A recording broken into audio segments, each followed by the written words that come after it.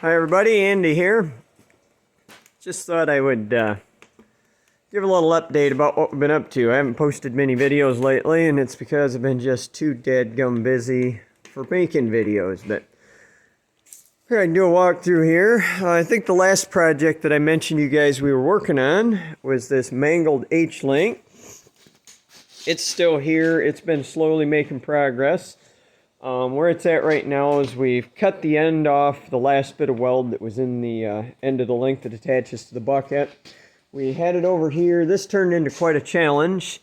Trying to flatten it out in the press, it was teetering corner to corner. Just had it sitting on the side rails, and I didn't realize that was loading the press the way it was, and sheared off my press pins. And that was a problem that had happened on this machine before. Matter of fact, when I bought it, it was being used with only one pin on each side, and they had really goobered up a lot of the holes in the thing. So when it did this, it finished her off, goobered holes some more. So I ended up making actually 6 new pins, because I've got another safety pin now below it. A little terrifying when it shears the pins and you're not sure if it's going to stop. But anyways, welded up and then die ground all the holes back around. Welded up the plates. It was a half a day's project, and then went down to my scrap yard, got this hunk of 2 3/4 inch plate and put on there so that it would even out the loads and not be loading one rail more than the other. So anyways, long and short of it was, we got her flattened out then.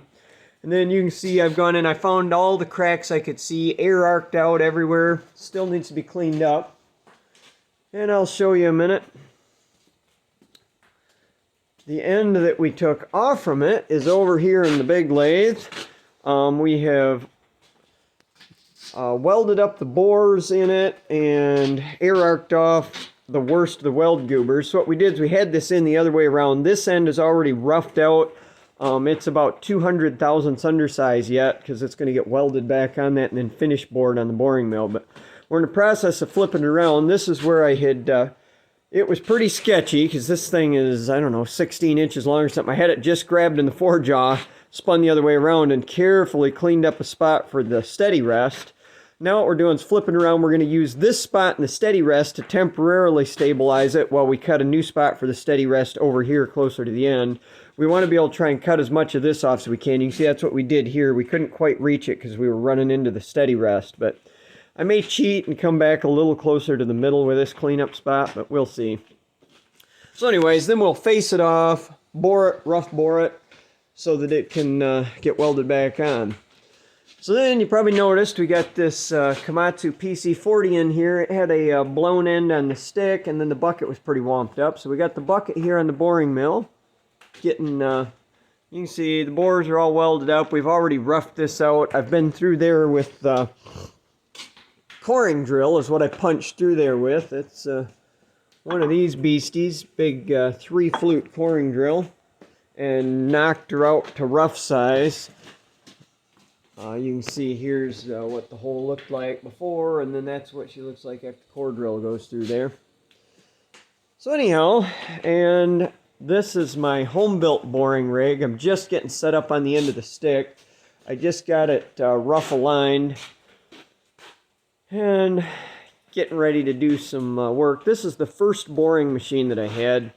Made this one as a crude copy of a York 414. I say crude not because it's worse than a 414, but because it's not a very exact copy. Like York uses 1-inch bars, I used 1 1/4 inch, of course billet aluminum. So, I mean, I don't think it'd be too arrogant of me to say mine is better built than a York is, but anyways, and was a heck of a lot cheaper.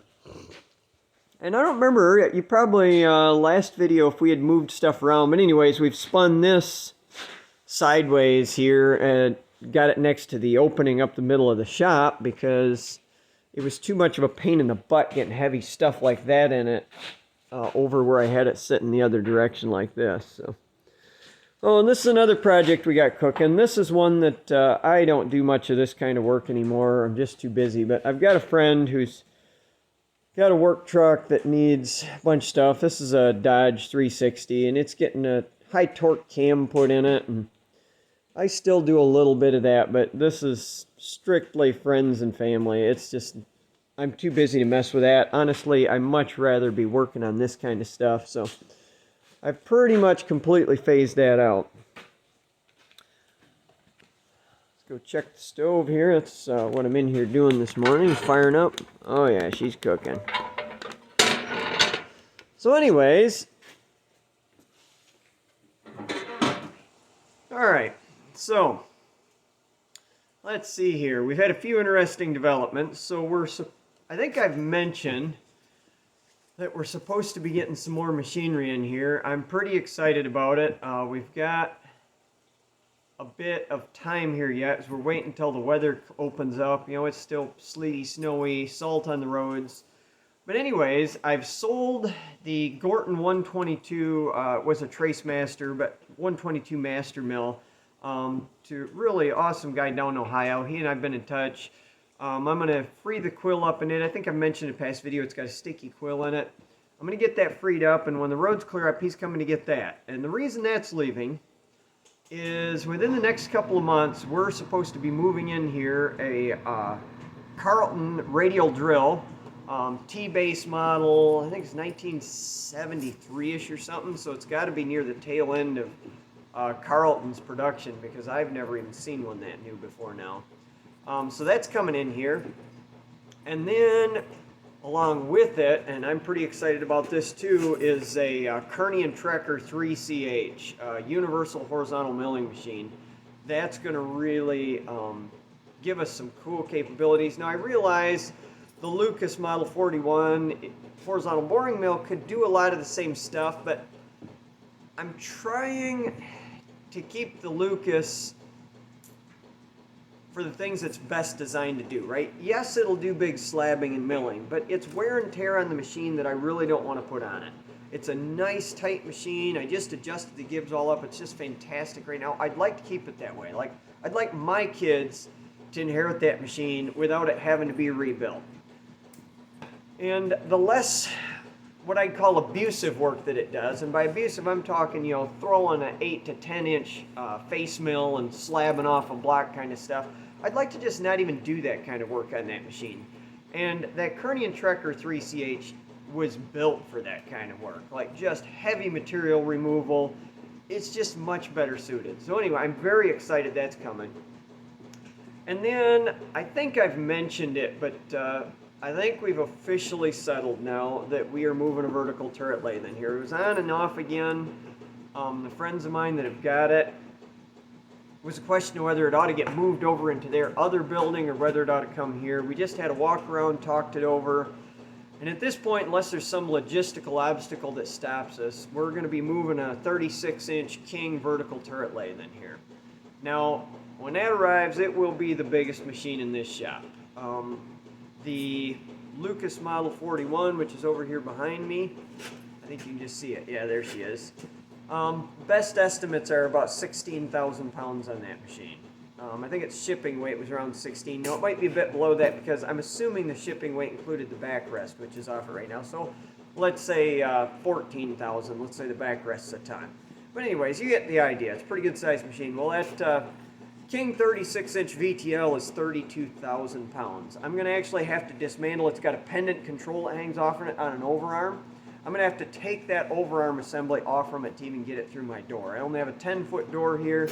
With the overarm off, it's like 9'8". We are literally going to have to slide it through the door and then jack the sucker up, put her on machinery skates to get it over to the back corner. But that said, we will be packed. Once those three major machines come in here, there's going to be enough room to basically pull my truck in the door, and that's it. We'll be down a little aisleways. If anything else comes after that, it's going to either require an addition or something's going to have to leave before it can come in the door. But anyways, that's the stuff we're working on. We got multiple projects cooking. I got to go down to South Haven next week and bore